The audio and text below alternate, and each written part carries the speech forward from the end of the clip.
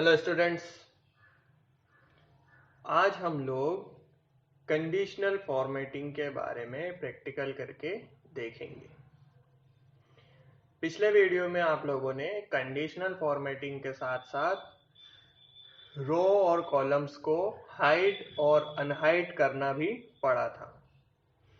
साथ ही साथ आपने रो और कॉलम्स को फ्रीज करने के बारे में भी पढ़ा था। यह तीनों ही चीजें आप 9th क्लास में भी पढ़ चुके हैं। आज हम इन तीनों का प्रैक्टिकल करके देखेंगे। आपको स्क्रीन पर एक स्प्रेडशीट दिख रही होगी जिसमें हमने कुछ एंट्रीज कर रखी हैं। कुछ नाम हैं और अलग अलग विषयों में उनके कितने नंबर आए हैं यह दिखाया जा रहा है। अब इस स्प्रेडशीट में हम कंडीशनल फॉर्मेटिंग का उपयोग करके देखेंगे। तो सबसे पहले हम यह देखते हैं कि कंडीशनल फॉर्मेटिंग का ऑप्शन हमारे पास कहाँ है। यह हमें होम टैब पर ही स्टाइल ग्रुप के अंदर मिलता है। ठीक है, यह कंडीशनल फॉर्मेटिंग का ऑप्शन यहाँ पर आपको दिया गया है।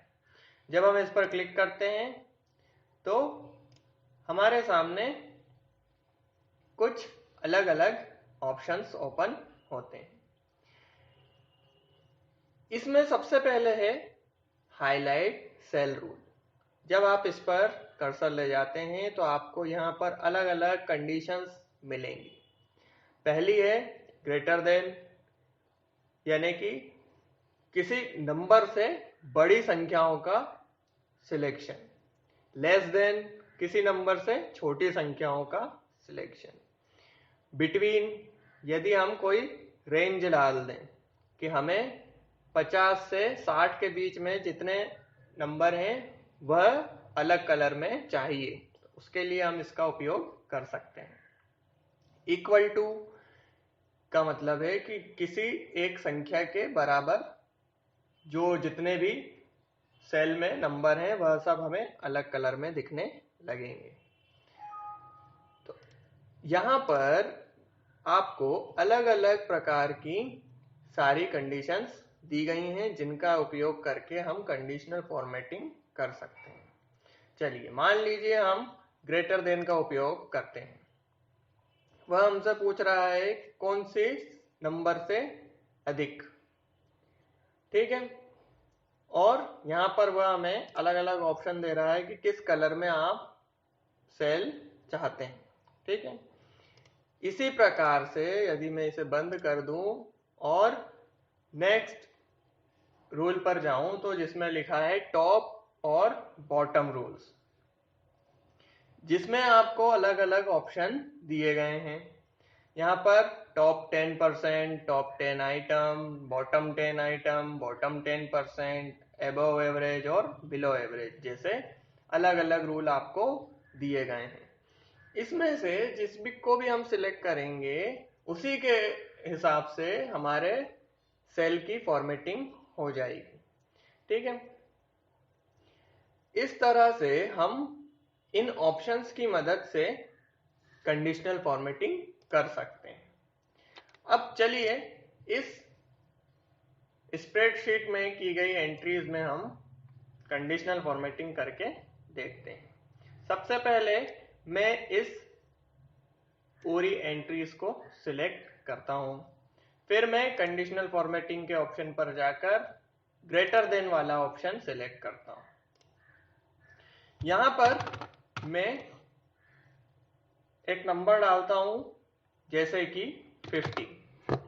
मान लीजिए मैं ये जानना चाहता हूं कि 50 नंबर से ज्यादा नंबर किस किस के हैं, और मतलब जिनके भी 50 नंबर से ज्यादा हैं जिस सेल में वह मुझे अलग से दिखाई दे। मैं यहाँ पर कलर भी चेंज कर देता हूं। मान लीजिए मैंने ग्रीन कर दिया और ओके कर दिया। अब जैसे ही मैं ओके करूंगा आप देख रहे होंगे कि यहाँ पर जहां जहां 50 से ज्यादा नंबर्स हैं वह सभी कॉलम आपको, वे सभी सेल आपको हरे कलर के दिख रहे हैं। ठीक है, अब मैं फिर से इस पूरी एंट्रीज को सिलेक्ट करके फिर से कंडीशनल फॉर्मेटिंग पे जाता हूं और इस बार मैं लेस देन का ऑप्शन सिलेक्ट करता हूं और यहां पर लेस देन में मैं फिर से 50 डाल देता हूं और ओके कर देता हूं। अब आप देखेंगे कि यहाँ पर आपको जिन जिन सेल में 50 नंबर से कम है वे सभी लाल कलर में दिख रहे होंगे। इसी तरह हम अलग अलग रूल सिलेक्ट करके अपनी जरूरत के हिसाब से कंडीशनल फॉर्मेटिंग को इम्प्लीमेंट कर सकते हैं, कंडीशनल फॉर्मेटिंग का उपयोग कर सकते हैं। ठीक, अब आगे बढ़ते हैं और यह देखते हैं कि हम कैसे रो और कॉलम्स को हाइड और अनहाइड कर सकते हैं। इसके लिए हम इसी स्प्रेडशीट का इस्तेमाल करेंगे। मैं आपको इसी स्प्रेडशीट में रो और कॉलम्स को हाइड और अनहाइड करके बताता हूं। सबसे पहले आप यह जान लीजिए कि यह ABCD जो है यह क्या है, यह कॉलम्स हैं, है ना, और यह 1 2 3 जो चल रहा है यह हमारी रोज है। अब सबसे पहले हम उस कॉलम या उस रो को सिलेक्ट करेंगे जिसे हमें हाइड करना है। ठीक, तो मान लीजिए मैं इस क्यू नाम वाले कॉलम को हाइड करना चाहता हूं। मैंने इसे सिलेक्ट किया। इसके बाद में मैं होम टैब पर ही सेल ग्रुप के अंदर फॉर्मेट वाले ऑप्शन पर क्लिक करता हूं। यहां पर मुझे अलग अलग ऑप्शंस दिए गए हैं। इनमें से एक कैटेगरी है विजिबिलिटी, जिसके अंदर हाइड और अनहाइड का ऑप्शन दिया गया है, आपको स्क्रीन पर दिख रहा होगा। जब मैं इस पर कर्सर ले जाता हूं तो मुझे कुछ और ऑप्शंस दिखते हैं, जैसे कि hide row, hide column, hide sheet, unhide row और अनहाइड कॉलम। मुझे इस कॉलम को हाइड करना है तो मैं हाइड कॉलम वाला ऑप्शन सिलेक्ट करता हूं। जैसे ही मैं सिलेक्ट करता हूं आप स्क्रीन पर देखेंगे कि यहां पर से वह कॉलम गायब हो गया है।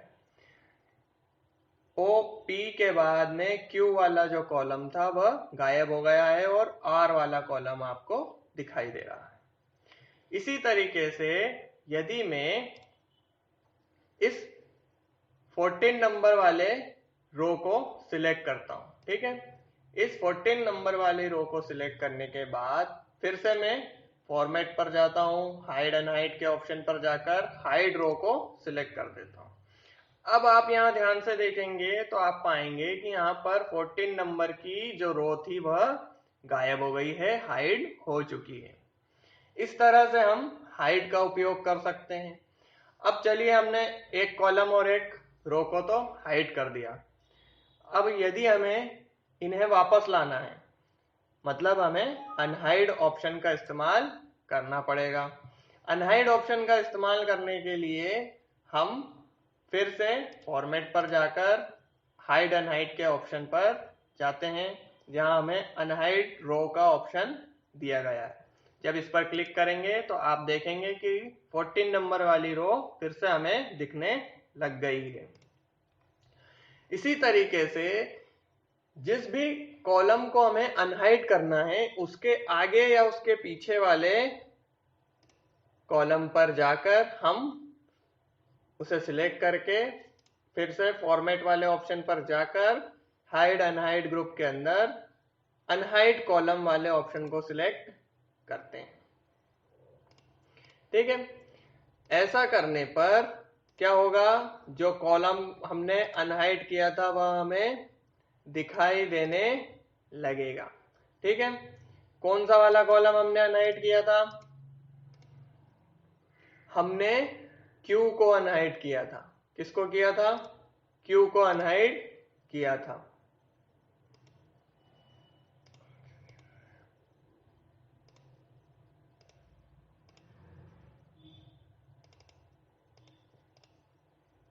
ठीक है, अब इसी तरीके से जब हम पढ़ रहे थे कि हाइड और अनहाइड कैसे किया जाता है, तब आपको एक और तरीका मैंने बताया था जो आपकी किताब में भी दिया है। 9th क्लास में भी मैंने आपको यह तरीका बताया था। क्या था वह तरीका कि जिसे भी हाइड अनहाइड करना है उस पर जाकर माउस की सहायता से राइट क्लिक करो। राइट क्लिक करने पर यहाँ पर आपको दो ऑप्शन आते हैं, हाइड और अनहाइड। ठीक है, अगर आपको हाइड करना है तो हम हाइड वाले ऑप्शन पर क्लिक कर देंगे। यह देखिए, अब जो पी वाला जो कॉलम था वह भी हाइड हो चुका है। इसी तरीके से हम रो को भी हाइड और अनहाइड कर सकते हैं। ठीक, रो को सिलेक्ट किया और यहां से हम उसको हाइड और अनहाइड कर दिया है। ये देखिए, अब 19 नंबर वाली रो क्या है, हाइड हो चुकी है।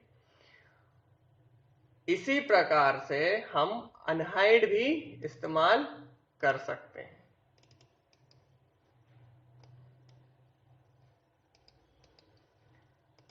और रो और कॉलम्स को अनहाइड कर सकते हैं। ठीक है, यह तो आपने हाइड और अनहाइड देख लिया। अब बात करते हैं फ्री स्पेन्स के बारे में। सबसे पहले यह बताएं कि यह ऑप्शन हमें कहाँ मिलता है। तो यह ऑप्शन हमें व्यू टैब के अंदर विंडो ग्रुप में दिया गया होता है। ठीक है, यहां पर आपको दिख रहा होगा फ्री स्पेन्स लिखा है।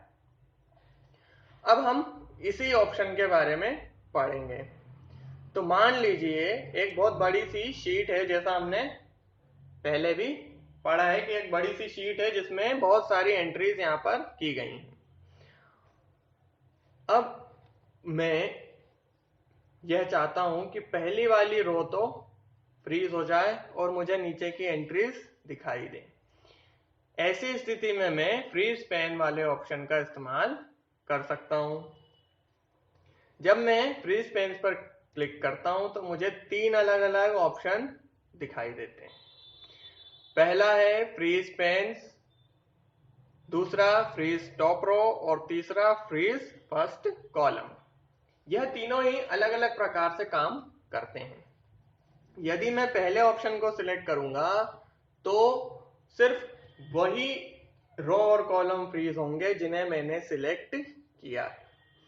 यदि मैं दूसरे ऑप्शन को सिलेक्ट करूंगा तो जो पहली रो है, नंबर 1 रो जो है वह फ्रीज हो जाएगी, और यदि मैं तीसरे ऑप्शन को सिलेक्ट करता हूं तो जो पहला कॉलम है वह फ्रीज हो जाएगा। चलिए हम सबसे पहले कॉलम को ही फ्रीज करके देखते हैं। जब मैंने इस पर क्लिक किया, अब आप पाएंगे कि यहाँ पर एक लाइन दिख रही है। ठीक है, मैं अगर आगे बढ़ाऊंगा तो ये देखिए बी वाला कॉलम तो हट गया, लेकिन जो ए है वह अभी भी दिखाई दे रहा है। क्यों? क्योंकि हमने उसको फ्रीज कर रखा है। इसी तरीके से हम इस बार रो को फ्रीज करके देखते हैं। चलिए, इस बार मैंने सेकंड ऑप्शन सिलेक्ट कर लिया। अब क्या होगा, अब जब मैं ऊपर इसको स्क्रॉल करूंगा शीट को, तो आप पाएंगे कि शीट नीचे जाती जा रही है, अलग अलग रोज नंबर बढ़ते जा रहे हैं, लेकिन फर्स्ट वाली रो अभी भी मुझे दिखाई दे रही है। इससे क्या होगा, इससे मुझे यह आसानी होगी कि नीचे की जो एंट्रीज हैं उनमें अलग अलग बच्चों के कितने नंबर अलग अलग विषय में आए हैं, यह मैं आसानी से देख पाऊंगा। ठीक है ना, इस तरीके से हम रो और कॉलम्स को फ्रीज कर सकते हैं। अब मुझे यदि यह फ्रीज हटाना है, मतलब कि ये जो मैंने रो और कॉलम्स को फ्रीज कर रखा है इन्हें अनफ्रीज करना है, तो मैं यहाँ पर यह अनफ्रीज वाला ऑप्शन सिलेक्ट कर लेता हूँ। अब देखिए, अब ना ही कोई रो फ्रीज है ना ही कोई कॉलम फ्रीज है। ठीक है, इस प्रकार हम एक स्प्रेडशीट में फ्री स्पेन्स का उपयोग भी कर सकते हैं।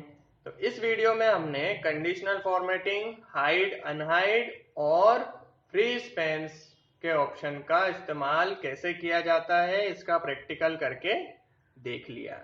Thank you.